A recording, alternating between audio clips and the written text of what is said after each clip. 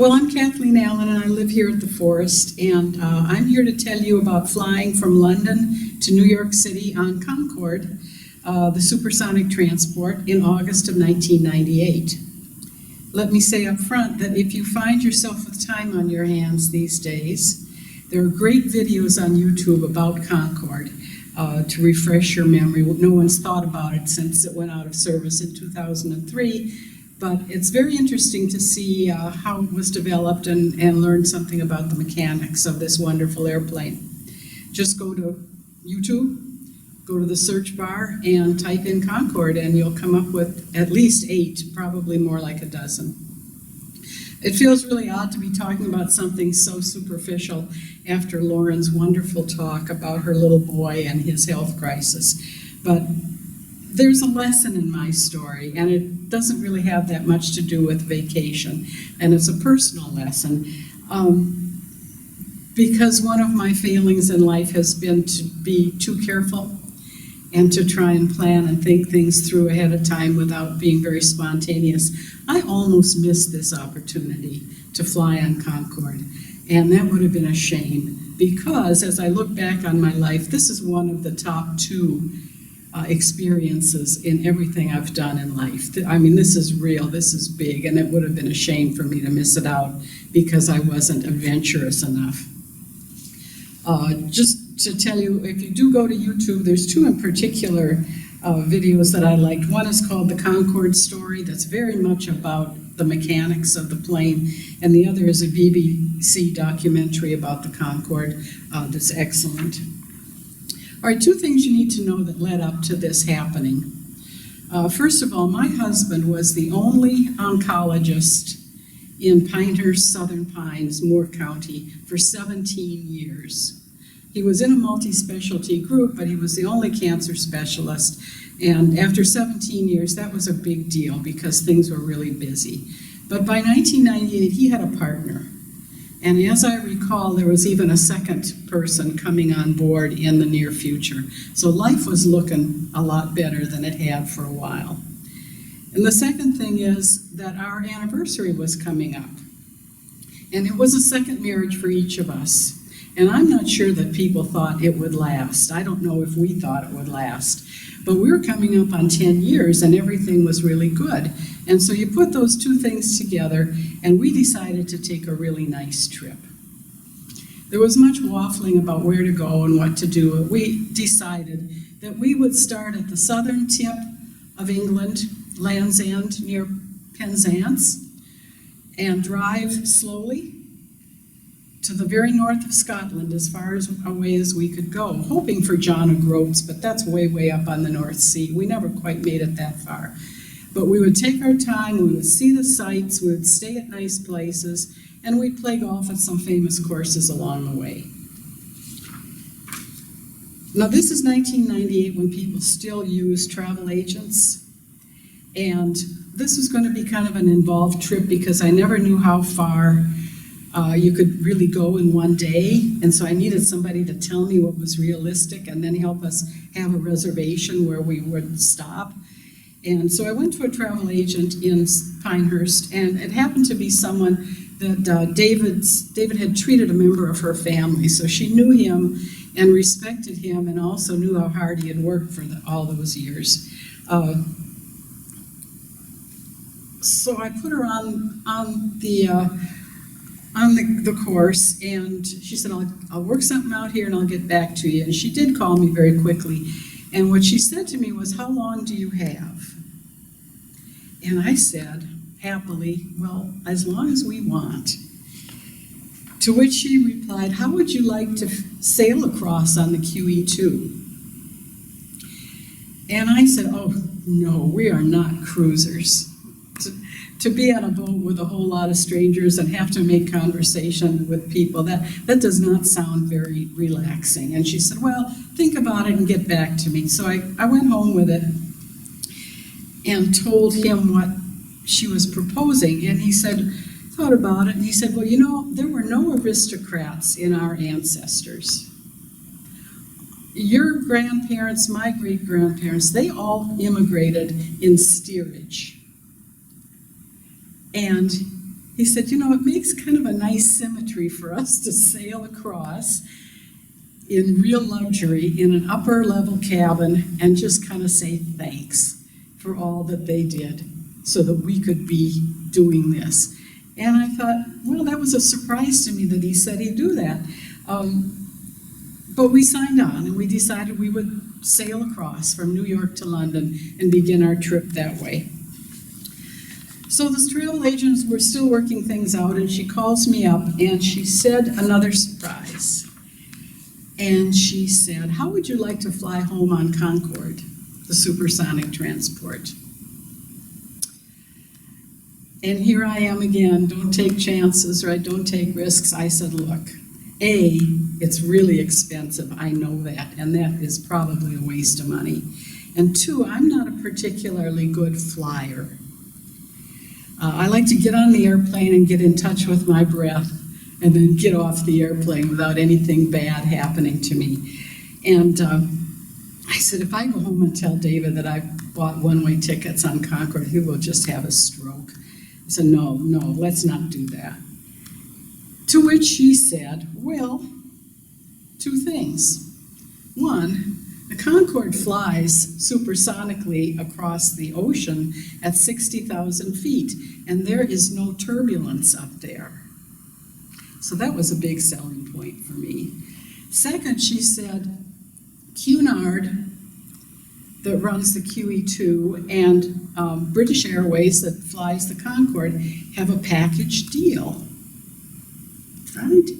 That if you sail across on a particular day and come back on a particular day, if you sail on a high enough cabin class, that you can come back on Concorde for a nominal amount.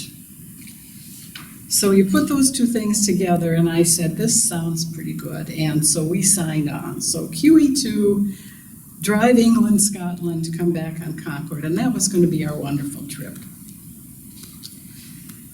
So you need to know a few things about Concorde. The project started in the 50s during the rocket ship days and getting ready to go to the moon. There's even a video of Richard Nixon saying the United States is going to be the first to fly a supersonic transport plane. The United States tried to make one, tried to build one, and gave it up.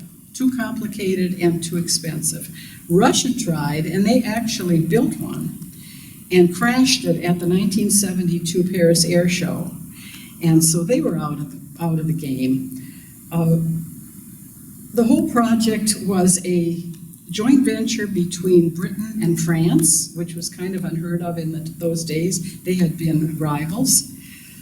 The idea was fast, luxurious travel. The Concorde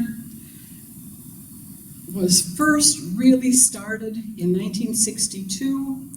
In 1969, they flew the first prototype, and by 1978, they were in service. It was an engineering marvel, way ahead of its time, but it's been called a monument to inefficiency. It took a world tour in 1972 before the crash of the Russian Concordsky, as they called it. Flew around the world looking for orders for this plane. There ended up being 75 orders. 55 were very quickly canceled. One reason was due to the crash. It scared everybody. And second, it really had a few negatives, even though it was a very safe plane. It ended up 20 were actually built, 14 were used commercially, 7 by British Airways and 7 by Air France. It flew subsonically over land by law. Supersonically, that is faster than the speed of sound, over water. Its average flight New York City to London was 3.5 hours, whereas a 747, it took 7.5 hours. Interestingly, one of its bad points was it burned a lot of fuel. and it burned 4,800 gallons of jet fuel per hour cruising. There wasn't room for a lot of extra fuel, so if it was flying, say, London to New York, it would have used most of its fuel by the time it arrived in New York and would have had to stop and refuel, so it took away some of the advantage of the speed. It only held 100 passengers. It was noisy outside and inside. It used 857 gallons of jet fuel just taxiing from the gate to the runway. And then, of course, if you grew up in my era, you remember the sonic boom. We heard sonic booms on land from military planes, but the Concorde also produced a sonic boom, and it was very distressing to people on the ground. It was noisy. And many states outlawed it, would not let it fly over their jurisdiction. New York State was very slow to allow it to fly over New York. Washington, D.C. allowed it because at that time Dulles Airport was surrounded by a lot of empty land. It isn't anymore, but it was at the time. So anyway, after a while, the only feasible routes came to be transatlantic, New York to London and New York to Paris. Its statistics: it flew at twice the speed of sound, Mach 2. It flew between 58,000 and 60,000 feet altitude. It flew at 1,355 miles per hour and across the Atlantic in 3.5 hours. It flew 800 miles faster and 5 miles higher than a 747. Now, who flew on it? Well, celebrities. Big time celebrities. In fact, looking up from my seat and to the right was Martina Navratilova. I didn't really look around much more, but she was right up there. And there's a great restroom story on one of the videos of an English woman who had saved her money to fly one time in her life on the Concorde. And she found herself in line for the restroom behind Mick Jagger of the Rolling Stones. They were all four on the plane. And Mick said, go ahead. And she said, no, you go ahead. So Mick went in the restroom ahead of her, and he came out. And she tells this on the video. She said, the seat was still warm. And she pats her heart like she was just so happy. Anyway, celebrities. Also business people flew it. Business people for whom time is money. New York to London, 3.5 hours versus better than 7. Big deal for someone in business. And in its heyday, there were 2 flights a day each way, so that a businessman could leave London at 10:30 in the morning, and with the time change, arrive in New York at 9 in the morning. Well, arrive before you leave. Do whatever business he had to do, conduct his business, and leave on the evening flight and get back home very quickly. It used to be said one of its selling points was that you could buy back time. At one point later in its life, they had a lot of charter flights to the Caribbean, and they would fill those flights. 1, because it was a destination that people wanted to go to, and 2, because they got to fly on Concorde. And finally, there were one-timers who saved up for the experience. Lots of them, people like that. And of course, the occasional redneck couple from North Carolina like us. So on Sunday, August 30th, 1998, having done all of the rest of our trip, we arrived at Heathrow Airport, departing for a 10:30 flight on British Airways Flight 001. It was luxury and prestige and plush from the minute you stepped out of the taxi at the departure door. I remember vividly that the skycap, as soon as he looked at our tickets, called us by name. And I thought that was pretty impressive. There was a dedicated check-in desk. No one had stood in line. You went right to the Concorde desk. And Right behind it was the Concorde Lounge, which was very famous. And if you think that first-class airline lounges these days are plush, this was hands down better than ever. The champagne never stopped. I remember mimosas. I remember lots and lots of food.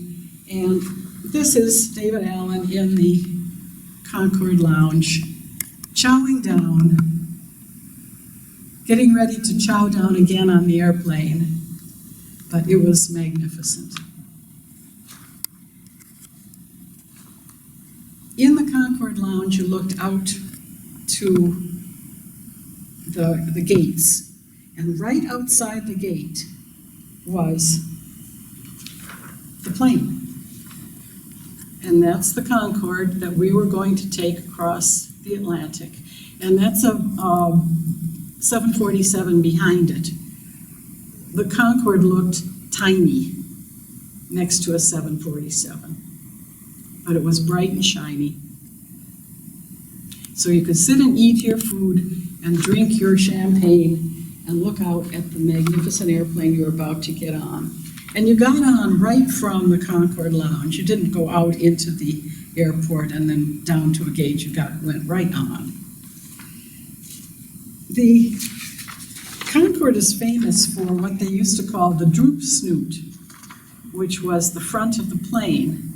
And it was movable. It had 4 positions, so that in flight, the snoot would be up, making it more aerodynamically efficacious. But the pilots couldn't see over it. And so for takeoff and landing, the snoot would be dropped down to its bottom position. Anyway, great engineering.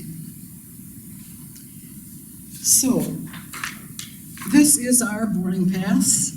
We have seats 8A and B.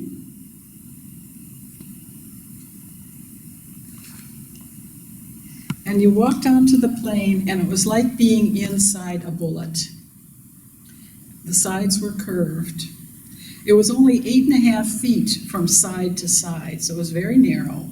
It wasn't tall. Now, David and I are both not very tall, but anyone who was close to 6 feet would have had to kind of bend over a bit. It felt small and cramped. It was luxurious without being plush. The seats were leather. They were like sitting in an office chair, a very comfortable office chair, and they did not recline. You did not carry on baggage aboard. You could take a large purse, and this is the purse that went on the Concorde.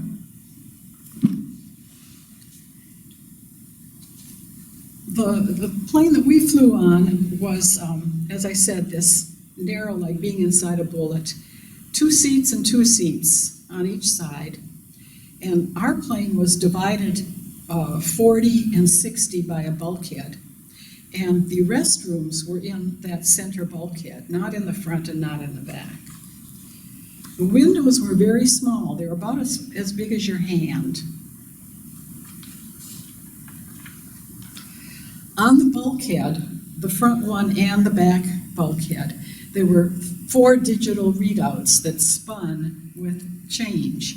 And the first little readout said your airspeed, which was Mach 1 or less than. When you got up to Mach 1, it went to Mach 1, which is the speed of sound. When you got to twice the speed of sound, it went up to Mach 2. And that was very thrilling to see that happen. And then it had your current altitude, and it kept increasing, and it got up to 59,900 on our flight. The next box said the temperature outside, and it was cold. And then your airspeed, your miles per hour, and it was, I believe, 1,355 miles per hour. The champagne flowed from the time you sat in your seat until the time you got up and off. The food was exceptional, even better than what was served in the Concorde Lounge. The Concorde takes off at full power. It doesn't ease into anything. And part of the flight attendant's warning as you sit down, when she gives her standard airplane warning was, now ladies and gentlemen, this plane takes off really fast. You will be pushed back in your seat. And we were. It is like riding a rocket ship up and off.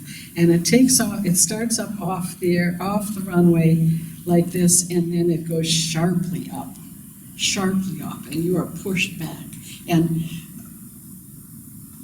the vacationers who don't fly it regularly, and not the celebrities, we're saying, oh my gosh, there's this audible sound of amazement at what's going on. And it's the closest the average American ever gets to riding on a rocket ship. It flies normally or subsonically over land, and that is by law because of the sonic booms that trouble people on the ground. But once it gets out over open water, it turns on the afterburners again that were first turned on at takeoff. And before that happens, the pilot announces, he said, ladies and gentlemen, you are about to hear and feel 2 bumps in the back. Don't be alarmed. It's just the second use of our afterburners, which will take us up to our cruising altitude and up over water. And we'll be there until we approach land in North America.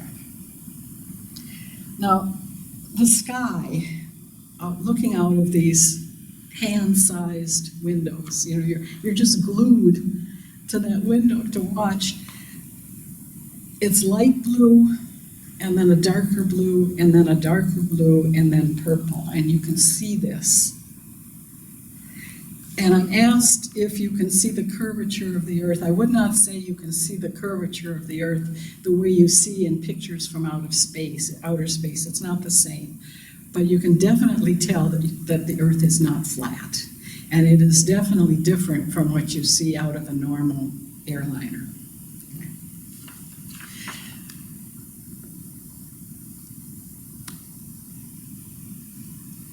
The crew knows that a lot of people are on board that are there for the thrill.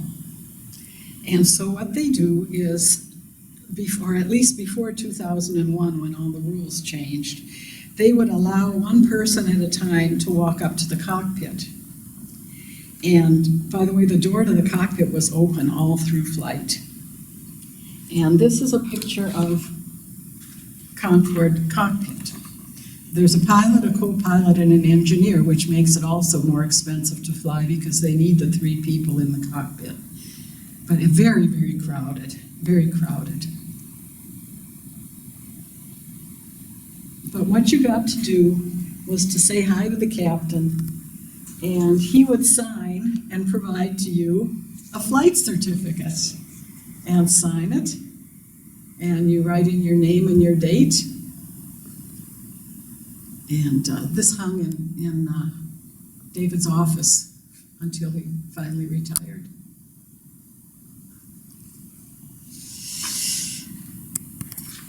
So we left Heathrow at 10:30 in the morning, and there's a 5-hour time change to New York. We arrived at JFK at 9 in the morning before we left. And as you're packing up your things to get out of your seat, you realize that the walls of the cabin are very warm to touch. And so we're back in the real world. The first accident of the Concorde, the only accident of Concorde, was in France in July of 2000, and a Concorde, Air France Concorde, went down shortly after takeoff into a hotel, killing everyone on board and killing many people in this hotel. And what was determined had happened is the flight that took off ahead of them had left a piece of metal on the runway, and in their taking off, they hit it, and it flew back and burst a tire, and the debris from the tire burst a fuel tank, and it just went up in flames. It's awful footage to watch, but it's the first bad thing that ever happened to Concorde. So that's July of 2000. And then in 2001 was the World Trade Center bombing, and everything about flying changed. And there wasn't going to be any of this plushness. You'd still have a nice airplane, but you weren't going to be treated like royalty getting on, and it lost a lot of its cachet. There were also some other things. The fuel cost was oppressive. It was only 100 seats, which was not economically sound. It required 3 people to fly it in the cockpit.